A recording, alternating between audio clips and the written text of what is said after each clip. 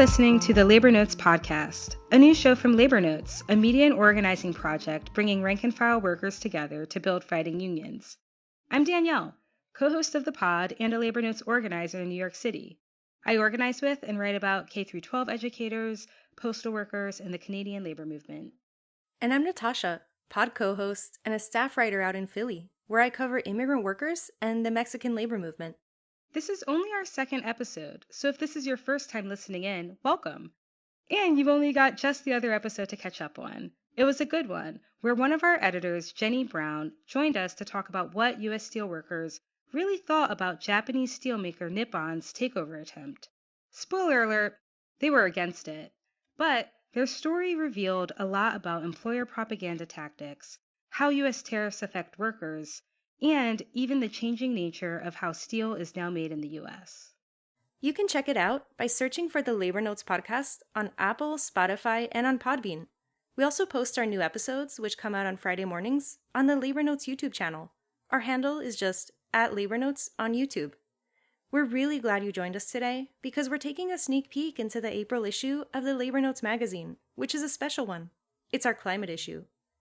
And we have our fellow Labor Notes organizers, Kari Thompson and Keith Brower-Brown, who led our coverage on this issue, here to tell us all about it.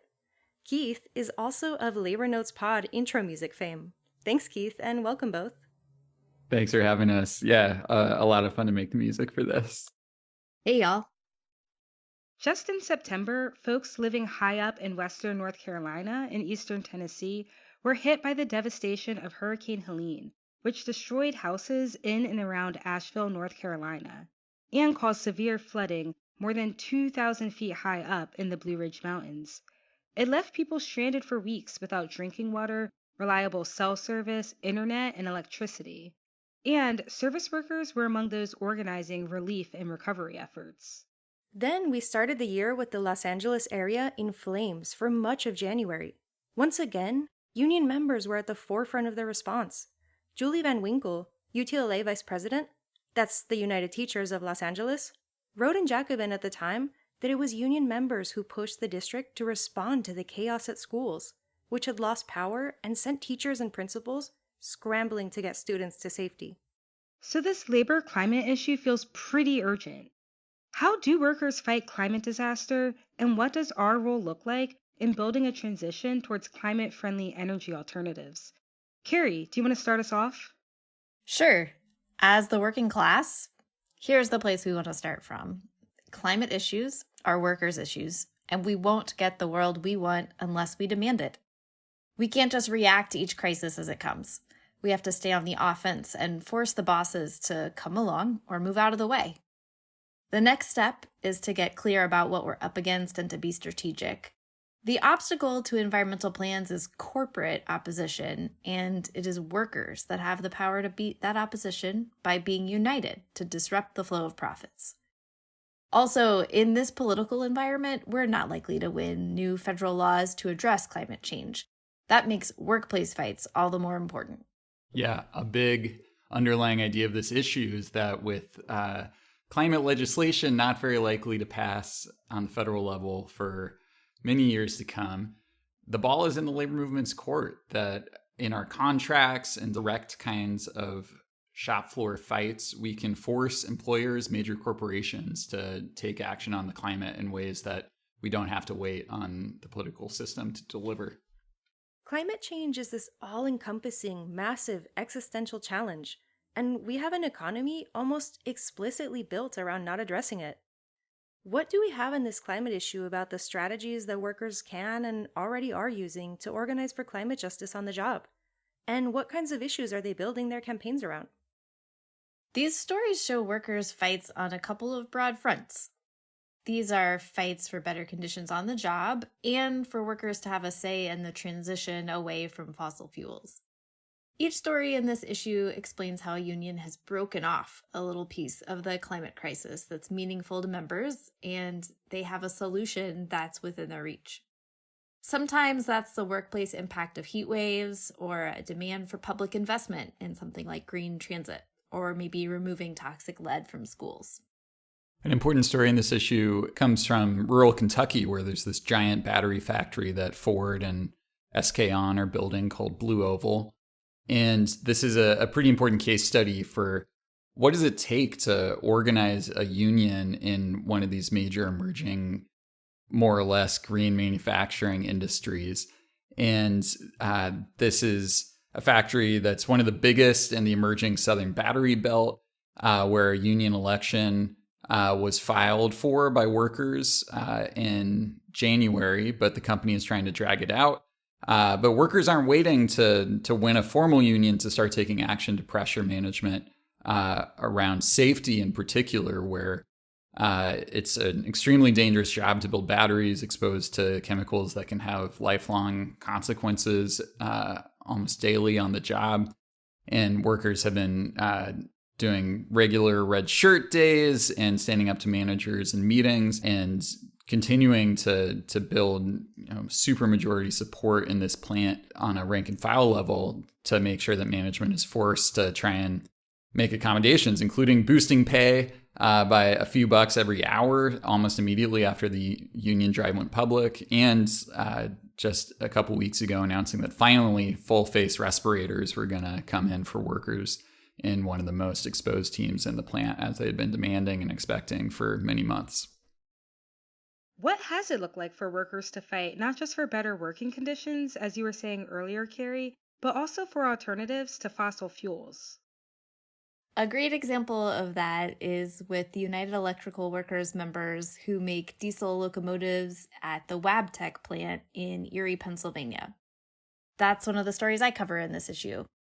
So the workers in Erie and their union, UE Local 506, have been researching and campaigning to build more electric and hybrid locomotives for both freight and passenger trains instead of ones that just run on diesel, which is the primary thing that they build right now. One of the challenges for them is whether there will be enough demand for these locomotives, because the people who are buying them are the railroads, and they aren't going to move to the new technology unless someone really makes them do it.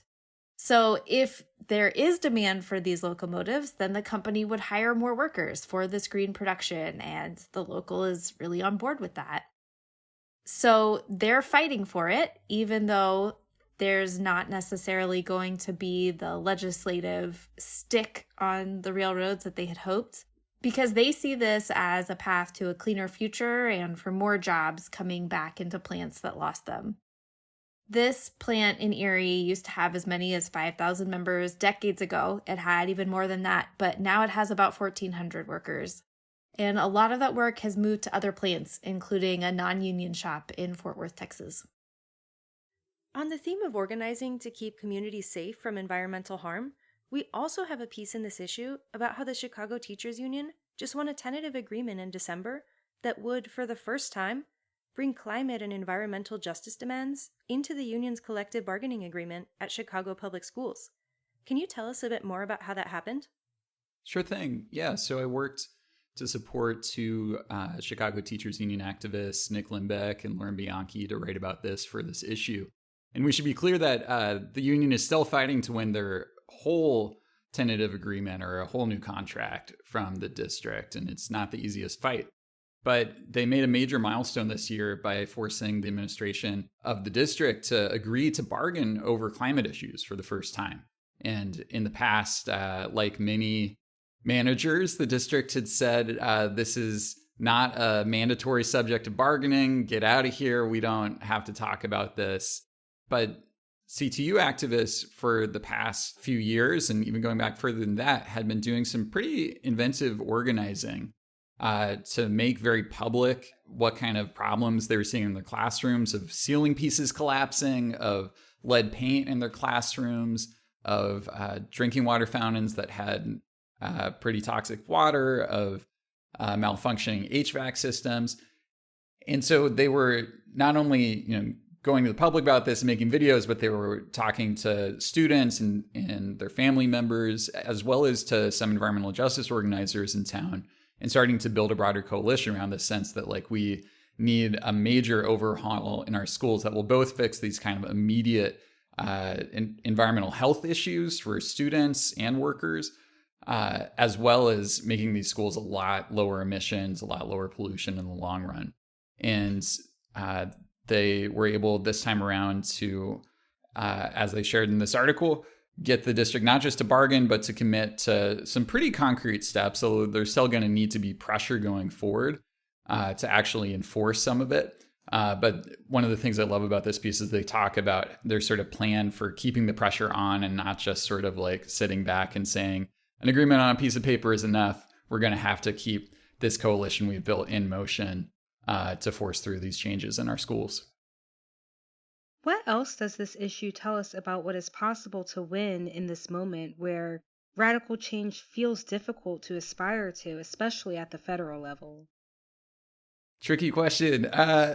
So this issue is definitely happening in the context of all new wind energy permits getting shut down and a lot of federal funding for green manufacturing and infrastructure projects getting kind of indefinitely stalled or killed.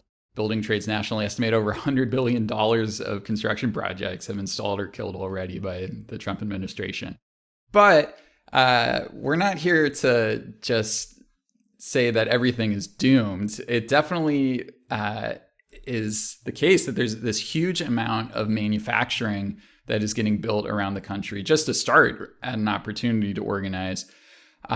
There are dozens upon dozens of battery, electric vehicle, and solar power manufacturing plants getting built around the country. And the centerfold of this magazine is a map that we worked with some cartographers at the UC Berkeley Cartography Lab to put together that shows all these factories going in this really stacked belt from the Midwest down through the South, and then scattered around central Mexico and the West Coast. There are a ton of factories that are huge opportunities to organize, we think, where there are literally thousands of workers are going to be concentrated.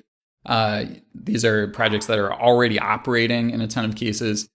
And then beyond just the factory workers themselves, there's all these kinds of support work, whether it's healthcare and teaching and childcare or the infrastructure providing water and power to these buildings that are huge opportunities to organize. So we think there's a reason to stay on offense in the labor movement and keep trying to grow around these sectors where there can be a base built for not just a stronger labor movement, but a labor movement that's rooted in a transition to a cleaner energy system.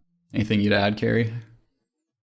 One of the features we always have in a labor notes issue is called the Steward's Corner. And this is where we have something that's really practical for folks to try to think about how to apply to their own workplace. And Keith wrote a really great piece for this issue that is thinking about one of our own workshops, which we call Steering Green Transitions, and the ways in which workers in the past have taken control over their work or their workplace to decide the direction it will go in the future.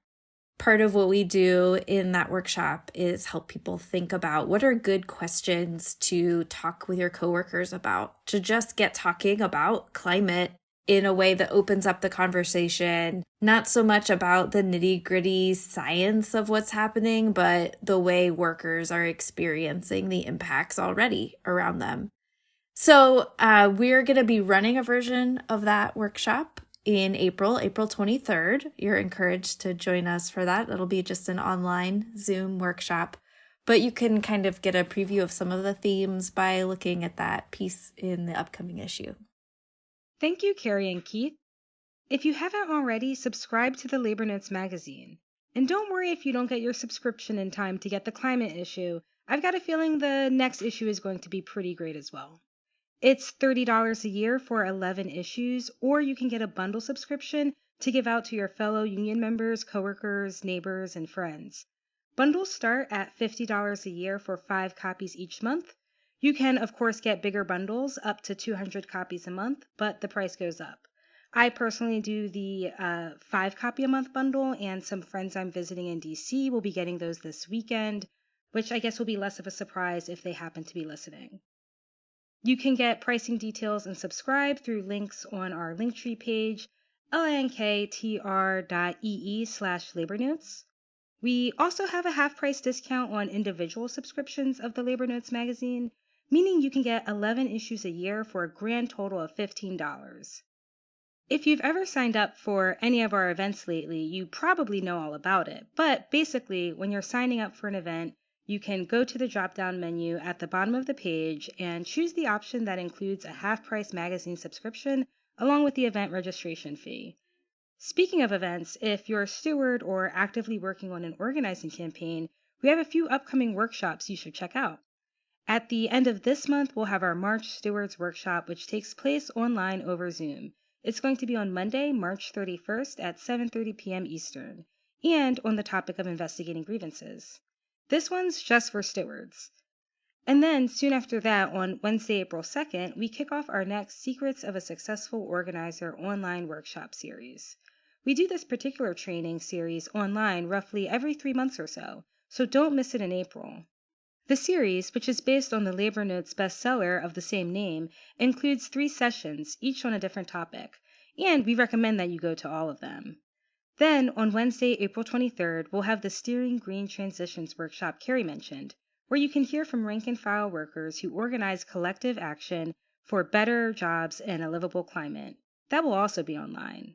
You can find all our events and register for them at labornotes.org/events.